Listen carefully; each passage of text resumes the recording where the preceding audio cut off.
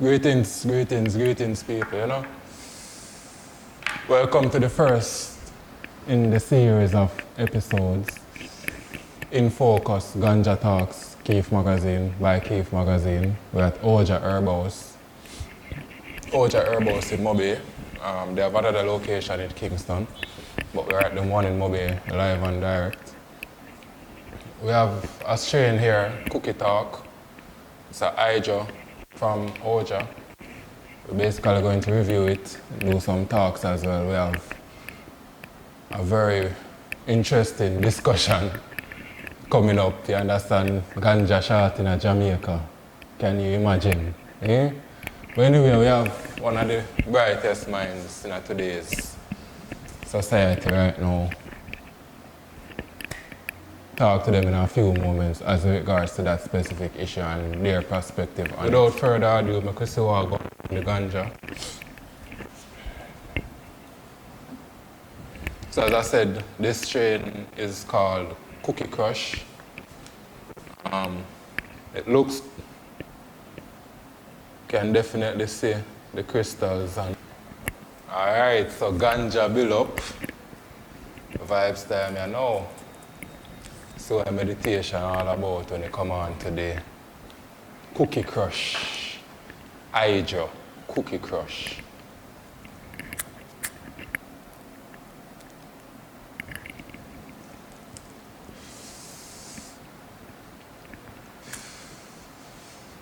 First pull, definitely a good pull.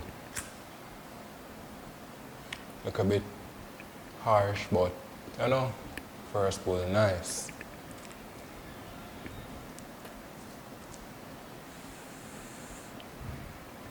Remember the dankiness, the one I did talk about. Yeah man, now the aroma too, you can smell it, people. Anyway, I don't really feel no direct effects, you know, like when you take the first pull, then you can feel it in your eyes and things like that. Strainer don't give me that, you understand? Give me a mellow. As I said, the first pull, it kind of harsh, but I guess that's because I open me smoke, same way, you know?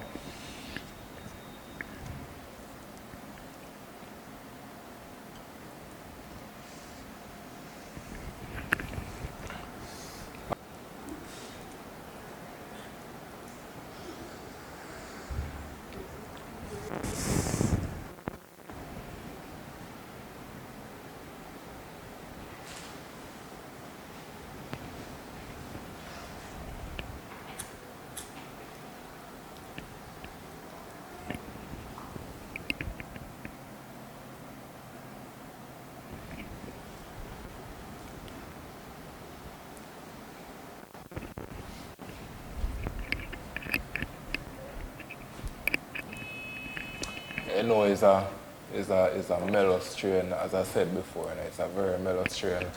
I start to feel it a little right now. Yeah.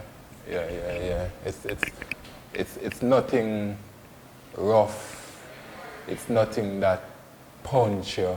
You know, it's more like something what kiss and caress you and, you know, smooth you know? Yeah. It's a smooth herb. I guess the hydro process, you know, as you know, hydro has to do with water. So this herb wasn't grown in soil, no farmer soil. Straight hydro. So you know, it has to be the process of growing this herb, you know, had to be a very controlled one, because if you know anything about hydro, you know that you're the one who is basically supplying the nutrients. You're supplying everything that the plant needs. So, you know, one mishap, one thing that is off, the plant itself gone a different way. You know what I mean? So I don't taste any chemicals.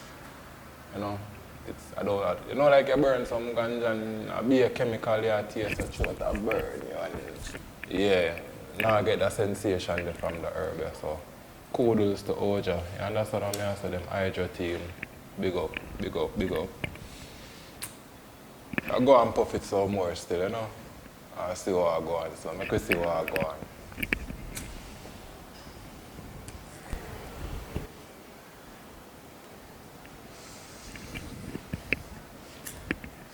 Definitely a relaxing ganja, definitely.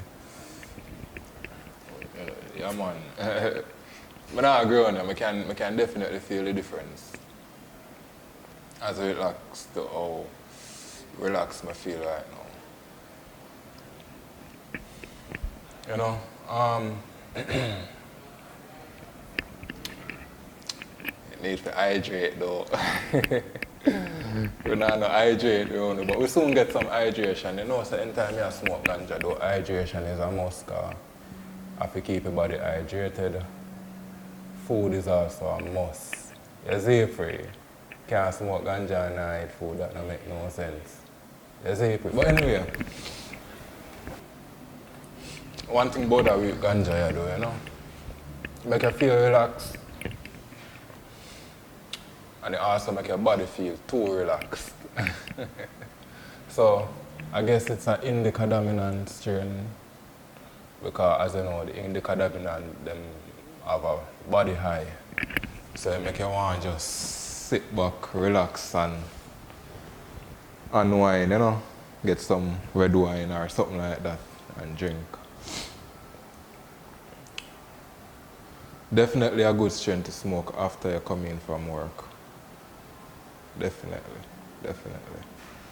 Not a good strain to smoke when you got shit to do though. Not a good strain to smoke when you got stuff to do. This will have you couch locked. And you know we are endorsing and promoting productive smoking, you understand? So we're not going to smoke and know so we have responsibilities and we not take care of responsibilities. You know, we have to be smart about it. We have things to do. If we can smoke and do it, we smoke and we get it done. If we can't smoke and do it, we leave the smoking till after because we have to get them done. You know?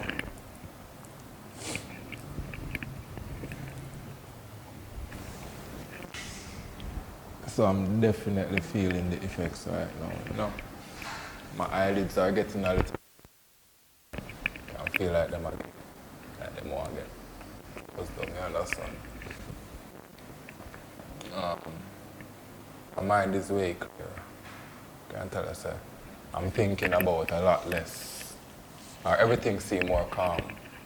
So that the relaxing effect on point. Yeah man, I hear myself think more now, you know?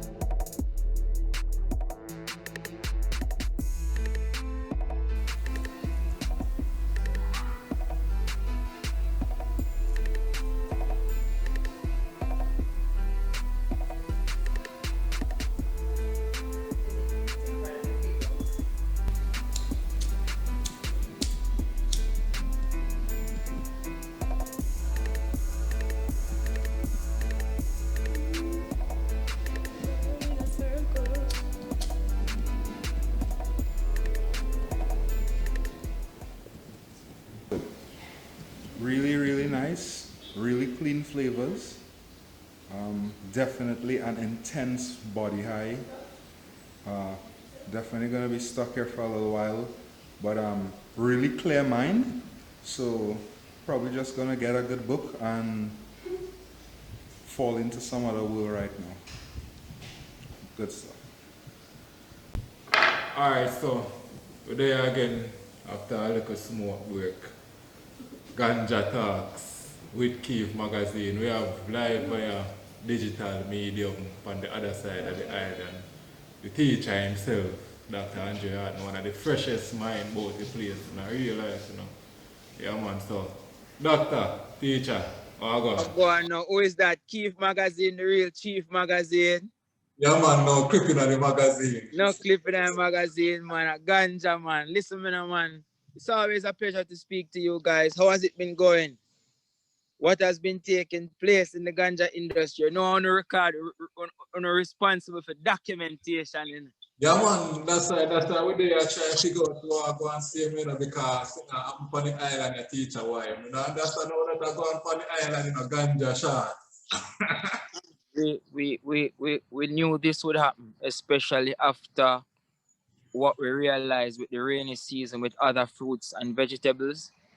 You realize that throughout September, October, November, there was heavy rainfalls across the island that Yeah. we knew would definitely have a negative impact on output. But because we knew that, we should have been putting measures in place to basically stabilize the output, especially of cannabis, because it's such a valuable commodity to the country.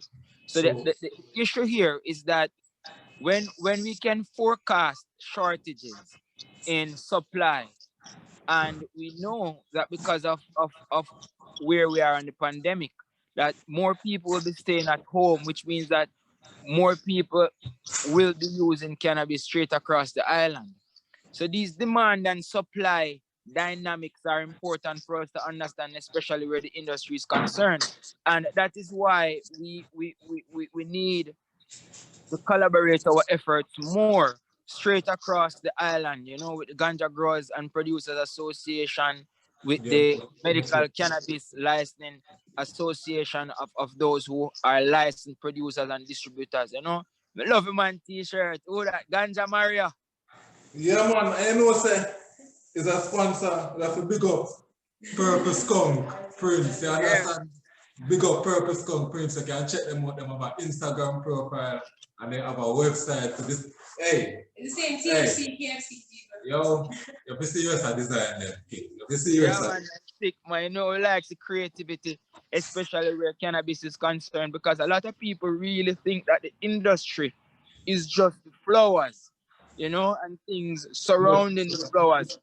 But the industry itself is an ideology, is a movement. So there are a lot of people who are participating in the cannabis industry that really don't smoke cannabis.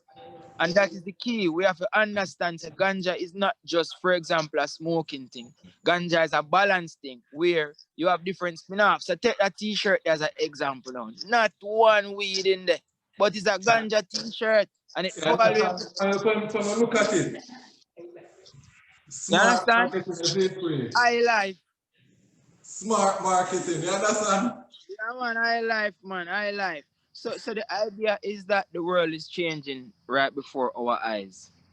We're moving from the third industrial to the fourth industrial revolution, where the Internet of Things now is going to become the dominant force with data, information, and artificial intelligence. So this means that how things have been done in the past, especially as it relates to productive output, must now be done in a futuristic manner, and agriculture is now different. So we have to start looking at the market conditions. We have to start forecasting demand and supply trends. We have to start understanding where exactly is the output going to go whenever we have it ready. And this now must infuse the future. So Keep has a role to play.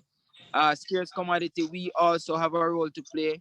And as long as we remember that we're moving forward collectively, and I think Jamaica will be in a good position. I mean, the industry has not been dealt with properly by the CLA. Yeah, because and that's what I'm going to ask now. Because I say, based on your analogy and your interpretation of what needs to be done, where are we, in your opinion, where are we on the road to achieving I mean, that? there are so many avenues, because you're speaking about what needs to be done on the supply side. You're speaking about what needs to be done on the legislative side. and you're speaking about what needs to be done on the production and consumption side. So let us look at them. From a supply point of view, we need to have more organized productive output that flow through legal streams. You're following? That is the number one for supply. The idea here is that we want to now give the average Jamaican the opportunity to participate in the industry. So we have to make the productive efforts cheaper and more widespread. So today I was looking at creating cooperatives as again, because we came at the cooperative idea back in 2014, 2015, 2016. And because of the legislative handicaps, we had to put it on a pause. But take edibles.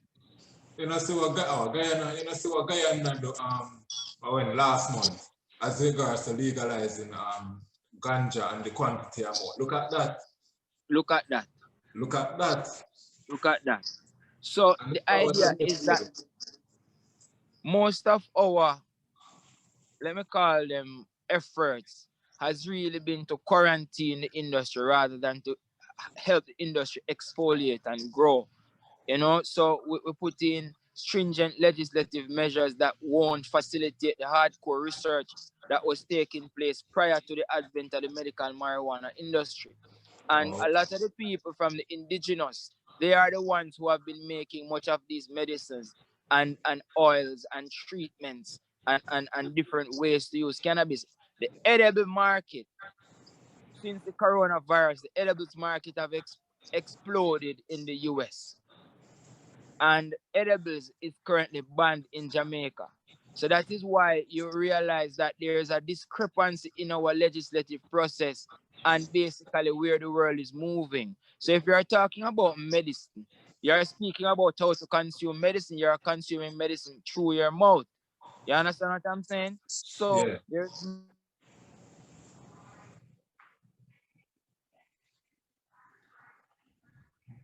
There's no way we can think about banning the very way how the thing is produced.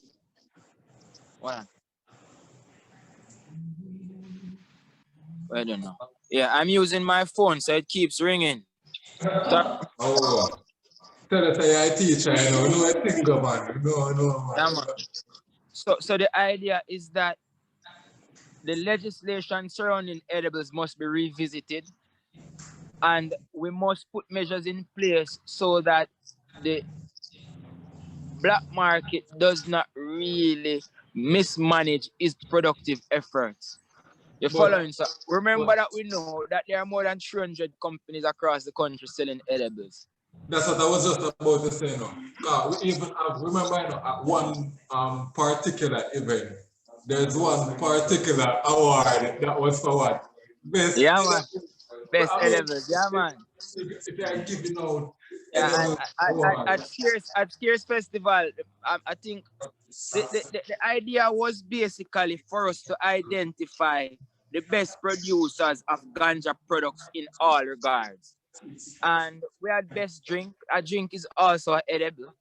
You understand what I mean? It can be wine, rums, whatever the case may be. But the point is, because the people who are making these legislations don't understand the product itself, then they are making laws that is really stifling how the industry should really grow, rather than putting in measures in place for the industry to grow. Yeah, man.